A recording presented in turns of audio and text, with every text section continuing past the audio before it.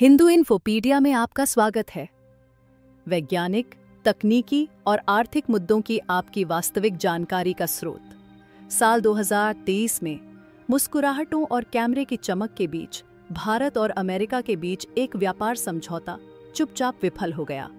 न टैरिफ को लेकर, न तकनीक को लेकर, बल्कि एक बीज को लेकर, एक जेनेटिकली मॉडिफाइड बीज। पीछे की कहानी सिर्फ अर्थव्यवस्था की नहीं थी। असली मुद्दा था स्वायत्तता का। कौन जमीन, भोजन और भविष्य पर नियंत्रण रखेगा? और भारत का जवाब था एक स्पष्ट और दृढ़ नहीं, न टकराव में बल्कि सुरक्षा के लिए। अमेरिका ने एक सपना प्रस्तुत किया, 2030 तक $500 अरब का द्विपक्षीय व्यापार। लेकिन उस सपने की बारीक शर्तों में छुपा था एक मौन आग्रह। भारत को अपनी जमीन जेनेटिकली मॉडिफाइड फसलों के लिए खोलनी होगी, मक्का, सोया, कपास, जो पूरी तरह से पेटेंटेड हों और कॉरपोरेट नियंत्रण में। भारत ने इनकार कर दिया, क्योंकि ये सिर्फ एक व्यापारिक शर्त नहीं थी, ये कृषि के माध्यम से डिजिटल उपनिवेशवाद का न्योता था। एक खतरनाक भ्रम तोड़ते हैं, जेएम बीज साधारण बीज नहीं हैं। ये सॉफ्टवेयर की तरह होते हैं, जिनमें विशेष गुण कोड किए गए होते हैं और जिन पर कंपनी का पेटेंट होता है। एक बार बोया, फिर हर बार रॉयल्टी देनी होगी। किसान उन्हें न तो सहेज सकते हैं, न साझा कर सकते हैं। बीज पर नहीं, बीज का आप पर अधिकार होता है। कनाडा के किसान पर्सी श्माइजर का मामला देखें। उन्होंने कभी जेएम बीज नहीं बोए, लेकिन जब उनकी जमीन पर वह बीज हवा से आकर गिर गए, तब भी उन्हें मुकदमे का सामना करना पड़ा। भारत इसे समझता है। यह नवाचार नहीं, एक जाल है। बायर मोंसैंटो, कारगिल, ड्यूपॉन्ट, ये किसान के साथी नहीं, कॉरपोरेट दिग्गज हैं। मोंसैंटो, जिसने एजेंट ऑरेंज बनाया था, अब बीज बेचता है मानो किसानों का रक्षक हो। लेकिन जहर नाम बदल लेने से सुरक्षित नहीं हो जाता। अमेरिका में 99% से अधिक मक्का और सोया जेनेटिकली मॉडिफाइड है। ये फसलें सिर्फ जानवरों को नहीं, बच्चों, मरीजों और आम लोगों को भोजन के रूप में परोसी जाती हैं। और इन वर्षों में क्या हुआ? मोटापा रिकॉर्ड स्तर तक बढ़ा। किशोरों में मधुमेह के मामले तेजी से बढ़े। मानसिक स्वास्थ्य समस्याएं बढ़ीं। लिवर रोग और ग्लाइफोसेट के बीच संबंध पाए गए। यह सिर्फ संयोग है शायद, लेकिन निर्दोषता का प्रमाण नहीं।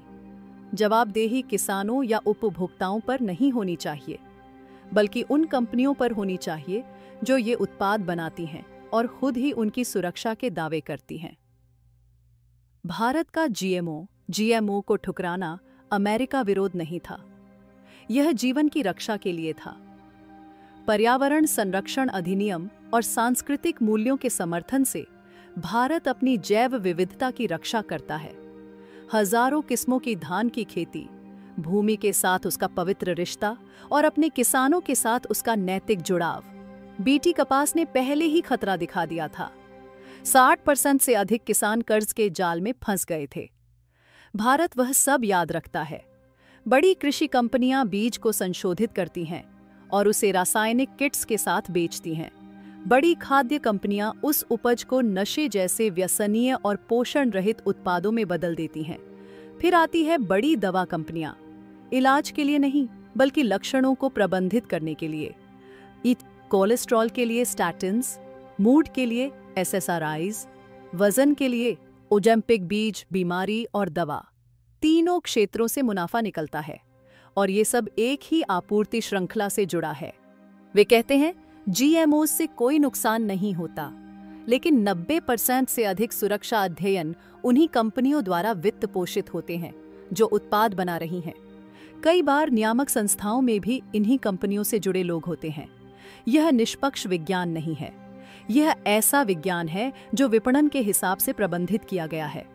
भारत, या कहें भारतवर्ष में बीज सिर्फ बीज नहीं होते, वे पीढ़ियों से चली आ रही धरोहर होते हैं, उपहार न कि उत्पाद। हमारे किसानों को विदेशी प्रयोगशालाओं की नवाचार नीति नहीं चाहिए, उन्हें चाहिए सूखारोधी बाजरा, जैविक खाद और खेती में सम्मान और आत्मनिर्भरता। उन्हें बीजों के लिए सदस्यता शुल्क मॉडल नहीं चाहिए। अगर भारत यह समझौता करता है तो इसके गंभीर परिणाम होंगे। एक ही फसल पर आधारित खेती, अति प्रक्रिया युक्त हाइपर प्रोसेस्ड भोजन, स्वास्थ्य का कॉर्पोरेट नियंत्रण और डेटा का दुरुपयोग, सेवा के लिए नहीं, नियंत्रण के लिए। जो देखने में हाथ मिलाना लगता है, असल में वह एक हथकड़ी है। भारत अकेला नहीं है इस सच्चाई को समझने में। दक्षिण अफ्रीका में किसान कर्ज में फंसे हैं। अर्जेंटीना में जीएमओ सोया की खेती ने बीमारी और जंगलों की कटाई को बढ़ाया है। अमेरिका में 90% किसान अब पेटेंटेड मक्का ही उगाते हैं। भारत इस रास्ते पर नहीं चलेगा। यह बहस सिर्फ मक्का की नहीं है, यह सभ्यता की दिशा की बहस है। यह उस सांस्कृतिक स्मृति की बात है जो धरती के साथ जीना जानती है, ना कि उस पर हावी होना। यह बात सत्य की है, वह अस्तित्व सत्य जिसमें प्रश्न पूछने की स्वतंत्रता होती है, न कि उसे चुप करा दिया जाए। और उस सत्य में भारत का ना एक बड़ा हां बन जाता है। हां स्वास्थ्य के लिए, हां स्वराज्य के लिए, हां एक अप्रभावित मूलभूत भविष्य के लिए। यदि आपको यह वीडियो उपयोगी लगा हो तो कृपया वीडियो को लाइक करें, हमारे चैनल को सब्सक्राइब करें और हमारे ब्लॉग साइट hinduinfopedia.org पर जाकर पूरा लेख जरूर पढ़ें।